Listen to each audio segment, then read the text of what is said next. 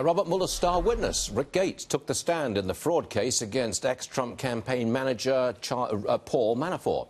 He testified that he and Manafort conspired to commit bank fraud, tax fraud, that he embezzled hundreds of thousands of dollars from Manafort. All rise, Judge Napolitano is here. How does this relate to Donald Trump and the election of 2016? It doesn't.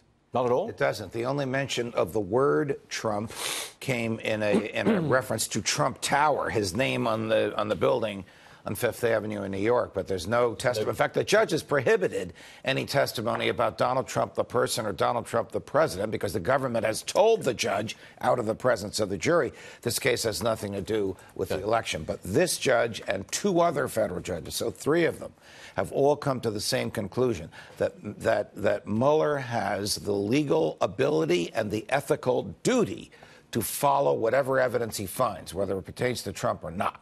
Okay. So in this case, he found evidence of bank fraud. Now, the testimony yesterday was fascinating. The shocker was his admission. Not only did he steal at Manafort's instruction, but he stole from Manafort as well. And I've got to tell you, it is the good policy. When you have a witness who has a lot of baggage, get the baggage out first. Get it out of the witness's mouth on direct rather than letting the other side get it extracted on cross. Well, that man is back on the witness stand today. That's Rick Gates. 3 hours of direct, 3 hours of cross. I want to get to something else, which is... I know why you're smirking. You want to challenge my bona fides. I do. Well, you saw this. Yes. The reported drone assassination attack on Maduro of Venezuela.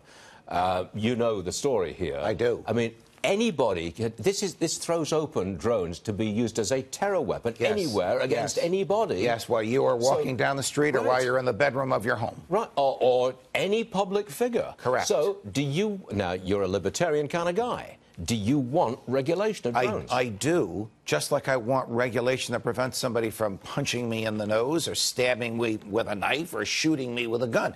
This is a sophisticated way to do all three of those, and it has to be made criminal. Now, I don't know if these bad guys will obey the law, just as I should have the right to shoot that thing down if it's coming at me. An attempted murder is a criminal offence anyway. Correct. Got it. Correct. Now, should there be restrictive zones where you may not fly a drone? And those zones will be authorized by the government. You okay with that?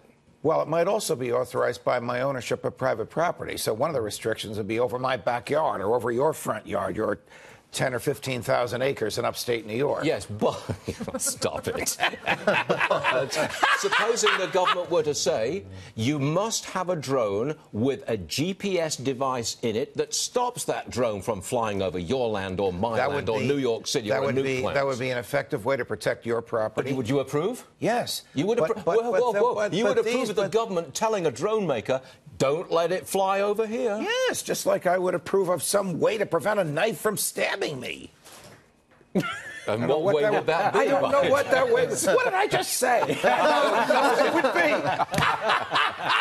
But you approve of regulation. That's a Brian Solomon line. Very much. But you do approve of regulation. I approve of regulation to protect human life and to protect our rights. Yes, my right to bodily integrity is assaulted when a drone can attack me. Right. So true, young man. So true. Well, you know, if those people knew what they were doing, President Maduro would be dead. That's how potentially lethal that weapon is. All right, Judge, wrap it up there.